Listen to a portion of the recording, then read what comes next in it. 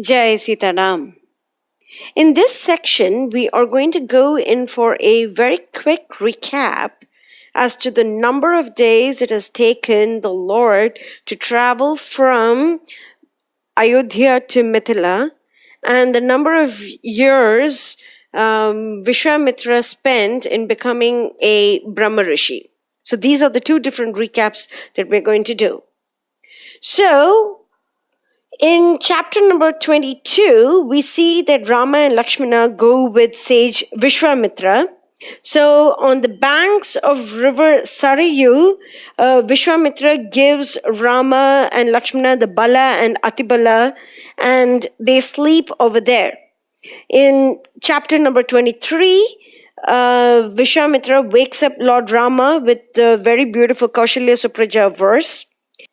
And then they go ahead and travel across Ganga and Sarayu, and they reside in Kamashrama that night. The third morning, they cross the rivers and they reach a very terrible Vana or forest, and Rama kills Tataka that day. They spend the night in Tataka Vana. On the fourth morning, Visvamitra gives Rama wonderful weapons. They reach a beautiful hermitage called Siddhashrama, which happens to be Visvamitra's ashram.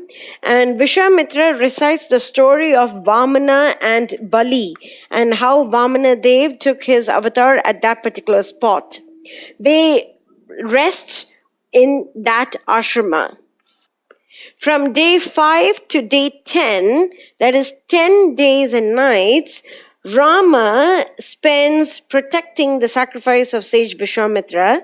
And on the 10th day, Rama vanquishes the demons Subahu, and he throws Maricha away by 100 yojanas. He destroys their followers, and thereby he protects Visvamitra's yajna. They spend the 10th night also in Siddhashrama.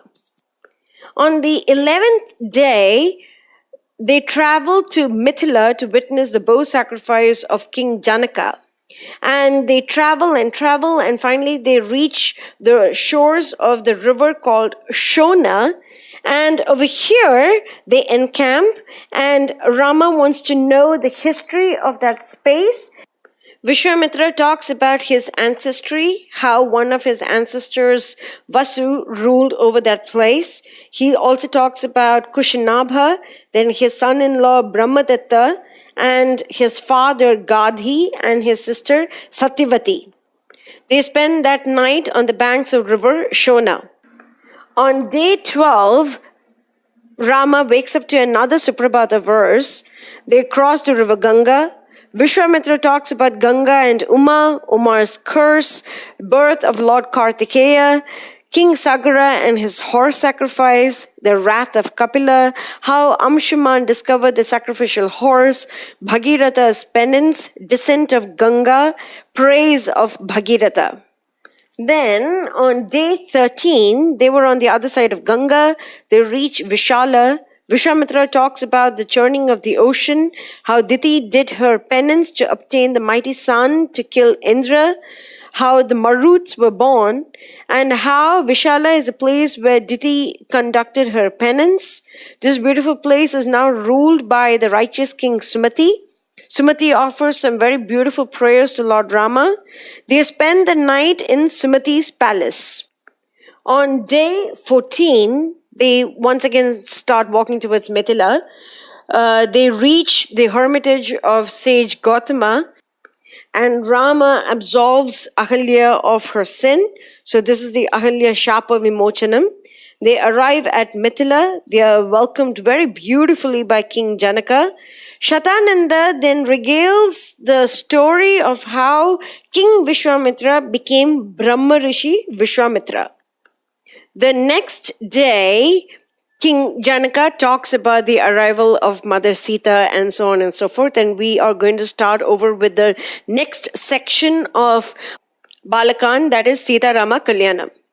But before we do that, let us go ahead and take a look at Visvamitra's journey from being King Visvamitra to Brahmarishi Visvamitra. In chapter 51, Visvamitra visits sage Vasishtha, who gave him a royal welcome. And after Visvamitra gets to see Shabala, his wonderful cow, he wants to possess her, and Vasishtha refuses, and then a fight begins.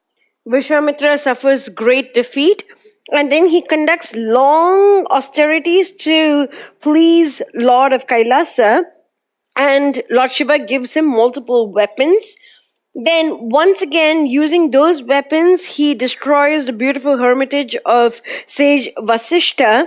But Vasishtha, taking his Brahmadanda, he absorbs all the weapons, and Visvamitra decides to become a Brahmana. He then goes south with his wife, conducts penance for 1,000 years, and he is awarded the title of Rajarishi.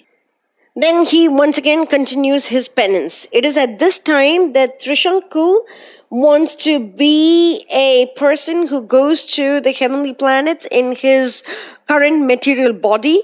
He is cursed to be a Chandala, and then he approaches Visvamitra to do that yajna for him, whereby he can go to the heavens in his body.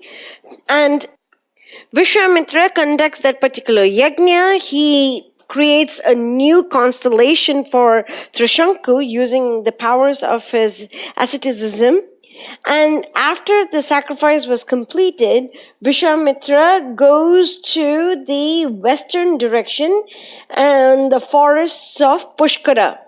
Here he helps Sunashepa, his nephew, and he also helps Ambarisha finish his sacrifice. He continues his tapasya for 1,000 years.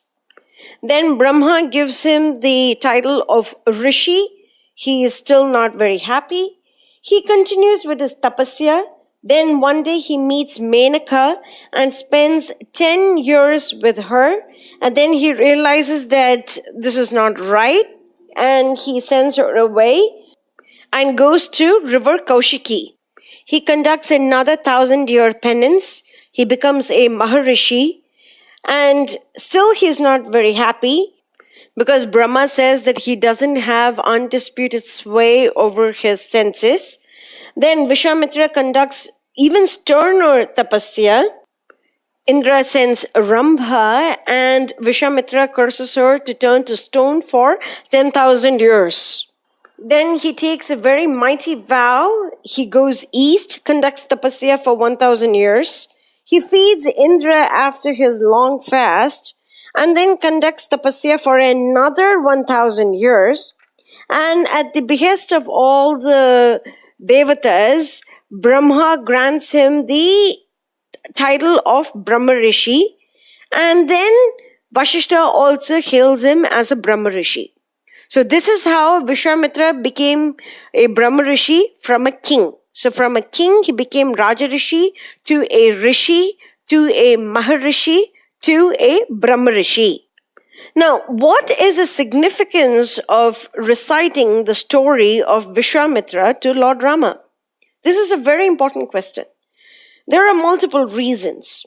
Number one is that the journey to being a Brahmana through one's own tapasya, through one's own endeavor, is a very hard journey. At no point in this stage did Visvamitra just simply take the shelter of Lord Vishnu or Lord Krishna or Lord Rama. He did not do that at all. Everything was about him, his endeavor, his vow. He was able to do that. We see how Visvamitra is very haughty. He is very arrogant and very proud and also very lusty. But slowly, over the course of many thousands of years, he learned to control his senses and he became a Brahmarishi. This journey proves that the Lord is exceptionally merciful that if there is any transformation of heart, the Lord is willing to forgive and protect. Point number 3. Visvamitra had to go through many years of severe austerities to get those weapons from Lord Shiva, and within a single moment he gave all those weapons to Lord Rama. Till then, Visvamitra had this ego that he has to do everything. He is going to conduct stern vows. He is going to conduct severe austerities. He is going to do everything. But then once he gives those weapons, which he got out of many years of very hard and severe tapasya, once he gave those weapons to Lord Rama, which, as we've seen before, is on the 4th day that Rama and Lakshmana left Ayodhya. On that day, sage Visvamitra gave all those weapons to Lord Rama. He was finally at peace. In the first verse of chapter 27, Valmiki says, Prahasya Raghavam Vakyam Uvacha Madhura Swaram. So it is in Madhura Swaram, in very sweet words, he talks to Lord Rama and he says, Paritushto asmi bhadram te Rajaputra mahayashaha pritya paramaya yukto dadami astrani sarvashaha. I am very pleased to give you everything that I have in utmost fondness of mine. I am very pleased with you. And in the next chapter also, Valmiki says that sage Visvamitra had a prakrishta vadanaha shuchi. He is so pure and with a pleasant face. He spoke to Lord Rama that he is going to give him all the weapons. And then he relied completely on Lord Rama to protect his sacrifice. So he had no weapons at that time, and he depended on a 13-year-old boy to do that. And he was absolutely fine with it. Why? Because this is how much he now loves and trusts Lord Rama. So happiness does not come with us holding on to everything. Happiness comes when we surrender everything to Lord Rama. Next, we also see that Visvamitra Muni regularly exhausts his portion of penances. So when he was helping Trishanku, or when he was cursing Menaka or Rambha, he lowers his potential a little bit, and then he has to conduct mighty austerities to raise his credits of tapasya. But Rama is known as Satya Parakrama. He is the one who is truly powerful, because Rama can exhaust any amount, but yet he will not get exhausted. Rama can never lose his strength in any way. And that's why Rama throughout Valmiki Ramayana is known as Ramam Satya Parakramam, the one who is truly powerful, because his power never abates. The fifth reason is that Rama shows the world that as children we should be very curious to learn the history of our acharyas. By going through various stories that we have learned so far in Balakand, Rama proves that we should have this curiosity to learn more and more things. Ever since we are small children, we have to learn stories from the Puranas and the Upanishads and the Itihasas. In the next section, we are going to start the last part of Balakand, which is Sita Rama Kalyanam. Mangalam Kaushalendraya Mahaniya Gunabde Chakravarti Dhanurjaya Sarvabhaumaya Mangalam. Jai Sita Ram.